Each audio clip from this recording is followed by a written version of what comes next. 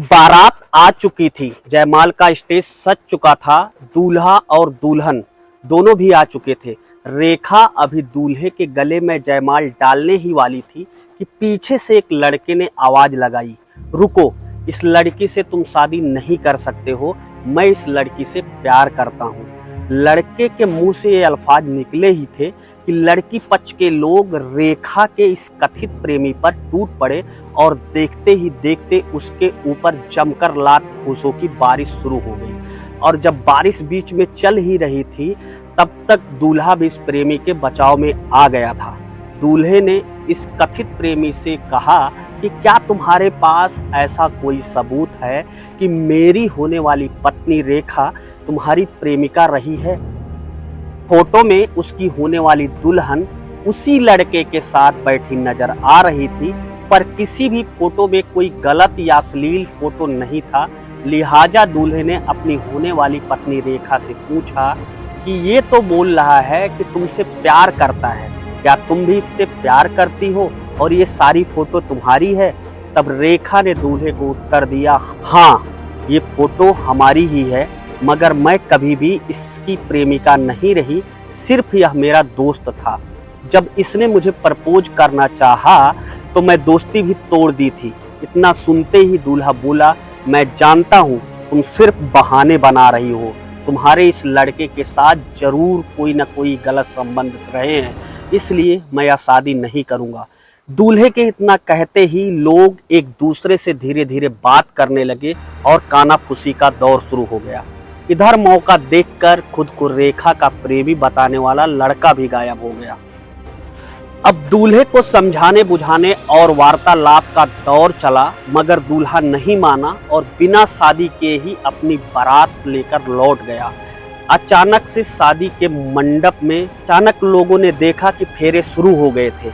नया दूल्हा लोकेश था, जो रेखा के पापा के दोस्त का लड़का था। लोकेश अपने पापा के साथ शादी में आया हुआ था।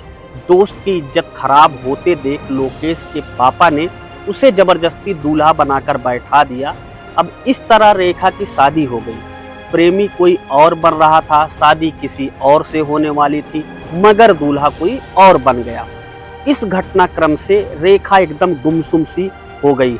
उसे पता ही नहीं था कि जिंदगी इतना बड़ा मजाक करेगी। जब रेखा लोकेश के घर दुल्हन बनकर पहुंची तो एक नया बखेड़ा शुरू हो गया। रात के समय जब वह अपने पति के साथ अकेली थी तब लोकेश ने उससे कहा, मैं इस शादी को नहीं मानता, पापा ने जबरदस्ती तुमसे मेरी शादी करवा दी है, मैं किसी और से प्यार करता हूँ। हम लोग जल्दी ही अपने घर वालों को बताने वाले थे, तब तक ये सब घट गया। रेखा बोली, मुझे आपसे कोई शिकायत नहीं है, मैं तो खुद जिंदगी के इस फैसले से हैरान हूँ। जो खुद को मेरा प्रेमी बता रहा था उसको मैंने भाई जैसा दोस्त समझा था। जब उसके दिमाग में गंदगी उपजी और उसने मुझे प्रपोज किया तब मैंने उसे मना कर दिया था। इसी का बदला मेरी शादी तोड़वा कर ले गया। आपके पिता ने मेरे पापा की इज्जत बचाने के लिए आपको आगे किया, उनकी दोस्ती है। आप अपने पापा का विरोध ना कर सके, ये आपकी पितृभक्ति है। मुझे आपसे कोई शिकायत नहीं है। जितने दिन घर में रखोगे मैं रह लूँगी, जिस दिन जाने को कहोगे बिना सवाल पूछे ही चली जाऊँगी।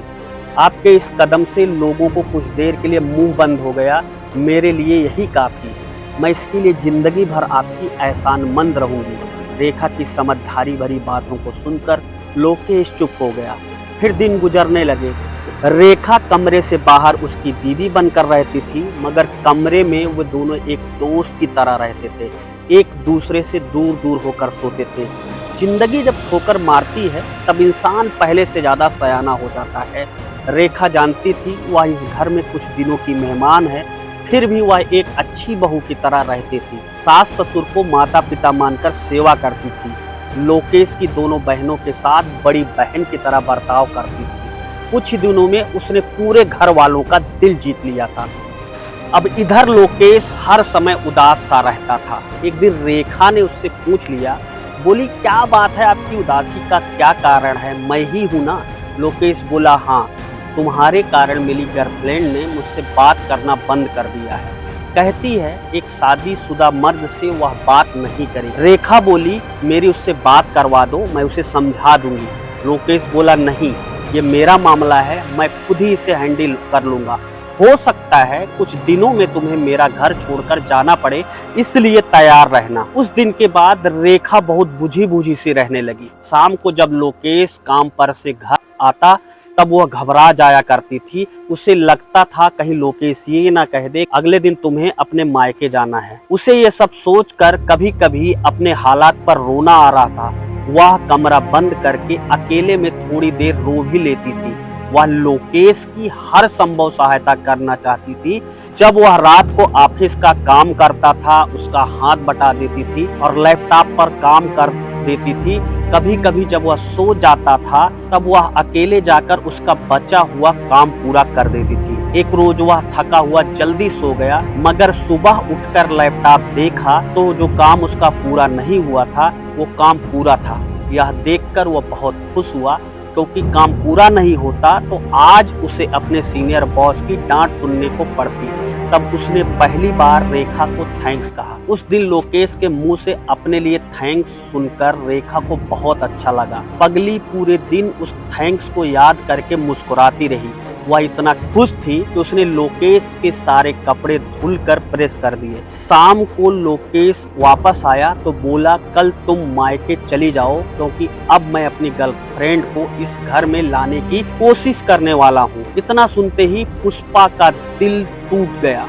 भीतर एक पीड़ा सी हुई जिसे वह अपने अंदर दबाकर चली गई।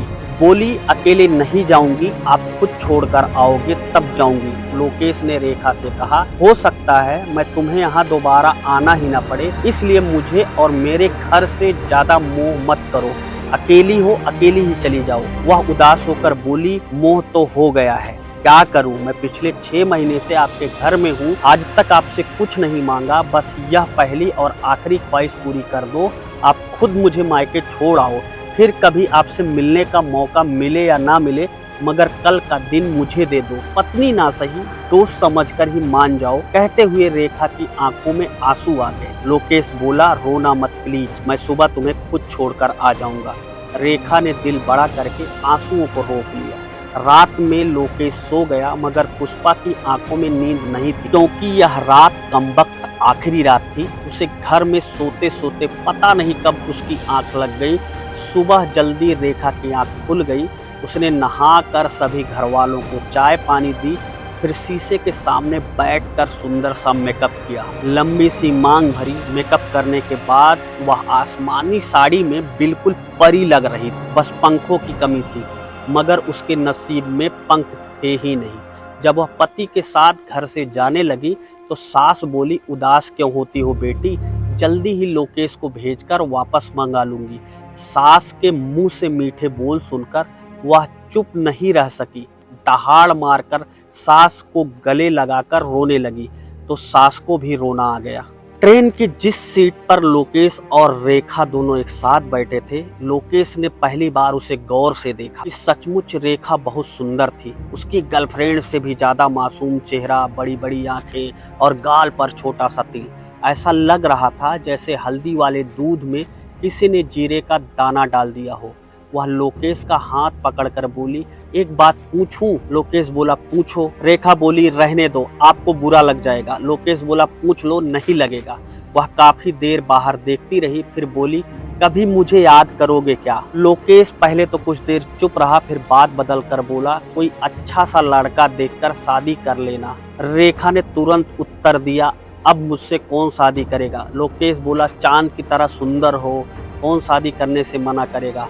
वह हंसकर बोली इस चांद में कितने दाग लग गए हैं, यह भी तो दिखेगा दुनिया वालों को। झूठा प्रेमी बनाकर कालिख लगा गया, कोई दागदार समझकर शादी के बीच में छोड़कर चला गया। वह चुप हो गई तो लोकेश बोला मैंने कौन सा दाग लगा दिया? वह दूसरी तरफ मुंह करके बोली सबसे बड़ा दाग तो आपने ही लगाया है।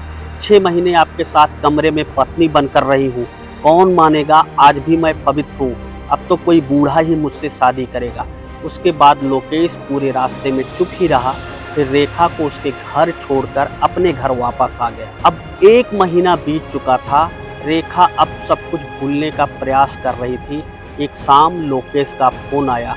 लोकेश ने कहा तैयार हो जाओ, तुम्हें लेने आ रहा हूँ।